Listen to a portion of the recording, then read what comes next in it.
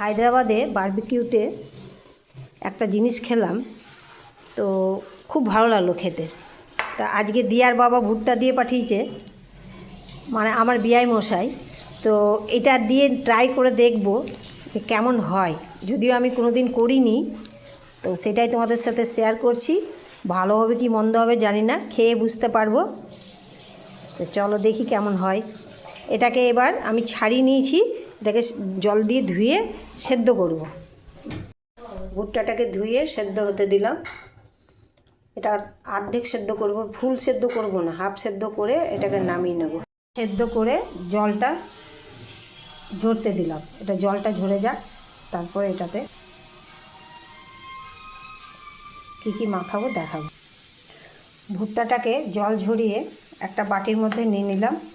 এবার এটাকে হালকা আধথেতো করে নিলাম, নোড়া দিয়ে যতটা পারলাম আধথেতো করে নিলাম। আধথেতো করার পর এটার মধ্যে খুব সামান্য একটু হিং দিলাম। এর মধ্যে দেবো গোলমরিচ, হাফ চামচ গোলমরিচ।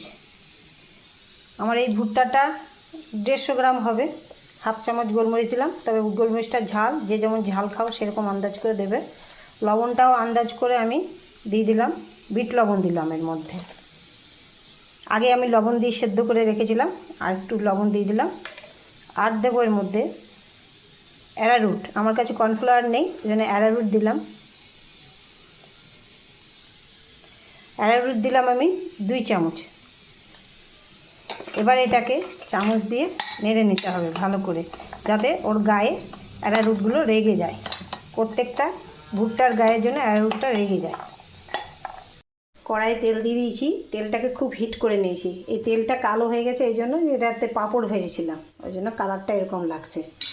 আমি এগুলোকে থেতো করে নিয়েছি, তবুও এর মধ্যে অনেক গোটা ভুট্টা থেকেই যায়। সেই জন্য ভুট্টাগুলো দেওয়ার পর ঢাকা দিয়ে দেবে, কেননা ঢাকা না দিলে খুব ফুটবে। এগুলো ফুটতে গেলে গায়ের মধ্যে সেটা পাবে। এইভাবে দিয়ে এইভাবে ঢাকা দিয়ে দেবে, আর ঢাকা না দিলে প্রচণ্ড ফুটে ভুট্টা। আমি ফাটিয়ে নিয়েছি, কিন্তু তবুও অনেক সময় গোটা ভুট্টাও থেকে যায়। এবার ঢাকাটা খুলে একবার করে আমি এই ঢাকা দেওয়া অবস্থাতেই নেড়ে দেবো, এইভাবে নেড়ে দেবো। নাড়ার পর ভালো করে ভাজা হয়ে গেলে ঢাকাটা খুলে, এখন আর ফুটবে না, যা ফুটা ফুটে গেছে। যদিও আমারটা এবারে ফুটলো না, এক একবার খুব ফোটে। এটা আমি প্রথম করছি, রেস্টুরেন্টে খেলাম, খেয়ে খুব ভালো লাগলো। তো আমি নিজের মন থেকেই করছি এটা, যে কেমন হবে জানি না।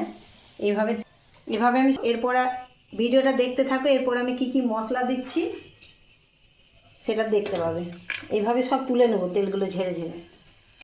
হয়ে গেছে, সম্পূর্ণটা আমি ভেজে তুলে নিয়েছি।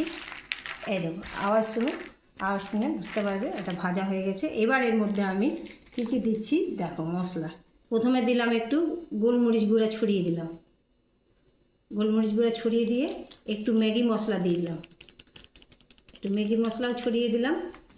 আর একটু লবণটা কম আছে, সেই জন্য আরেকটু বিট লবণ দিয়ে দিলাম।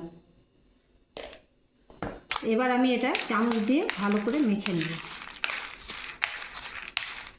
ভালো করে খুব সুন্দর প্রত্যেকটা ভুট্টার গায়ে মশলাটা মাখিয়ে দিলাম।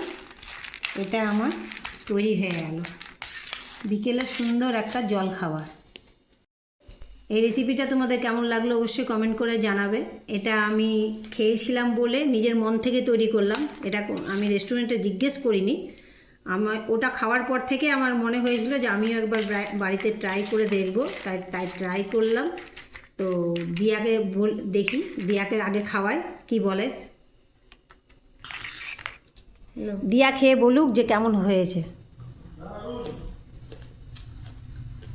খুব সুন্দর হয়েছে, এবার লবণটা ঠিক লাগছে, একটু লবণ কম হয়েছিল তখন, ভালো লাগছে। তাহলে শুনে নতুন জিনিস, হ্যাঁ খেলাম, প্রথম খেলো, আর আমিও প্রথম করলাম। আর ভুট্টাটাও মিষ্টি কচি ছিল। আর দেখতে হবে না, বিআই ঘরের ভুট্টা, বিআই দিয়ে পাঠিয়েছে। চলো বাবা আবার যদি দিয়ে যায় তো এরকমভাবে আরেকবার ট্রাই করবো। চলো তাহলে এখানেই শেষ করছি। তোমরা চাইলে তোমরাও বাড়িতে একবার ট্রাই করে খেয়ে দেখতে পারো।